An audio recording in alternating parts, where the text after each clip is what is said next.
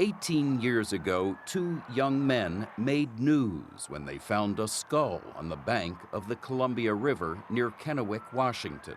Suspecting foul play, they called the police, who thought the skull looked very old. They were right. Anthropologists excavated the area and found the full skeleton and determined it had been carefully buried along the river 9,000 years ago. It is certainly America's most important skeleton. It is an exceptionally rare discovery. It does not happen but once in a lifetime. Doug Owsley is the Smithsonian's top physical anthropologist. He sued the federal government and local Indian tribes for the right to study Kennewick Man. We know what happened 10,000 years ago.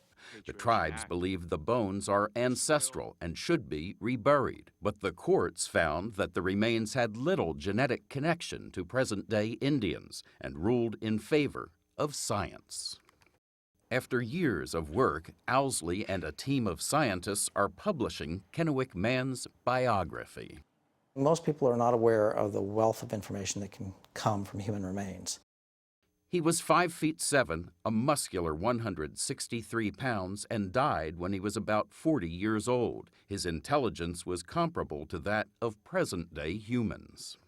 I truly consider him an ambassador from an ancient time period and enlightening us to what his life was like. In a word, his life was brutal. He has half a dozen fractured ribs. The ribs on this side, the right side, failed to mend properly. Add to that a severe shoulder injury, 2 skull fractures, and worse. When he was 15 to 20 years old, someone threw a spear at him, and the spearhead lodged permanently in his hip. I think this is something that's intentionally lobbed at this man with the intention of killing him. Owsley says Kennewick Man is causing scientists to rethink how humans first came to this continent. So the traditional theory is that people came by foot across the Bering Strait on a land bridge. This suggests that perhaps people also came by water. That's right. You have people coming in thousands of years earlier than we had thought.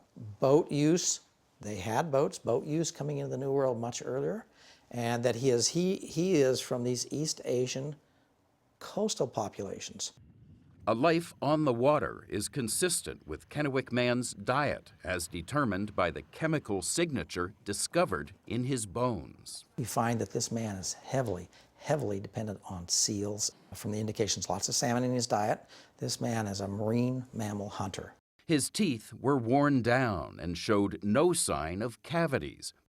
His enormously strong right arm suggests that he hunted with a spear. That he's whipping it so fast that he actually fractured off the back portion, the socket portion. One of Owsley's biggest challenges was recreating what Kennewick Man actually looked like. How do you get this from that? Well, you're going to take the skull and it's your template. It's your template for the outline and for the different structures where the eye, the nose. Sculptors took months to build this likeness based on the shape of his skull and archival photos from Asian coastal people.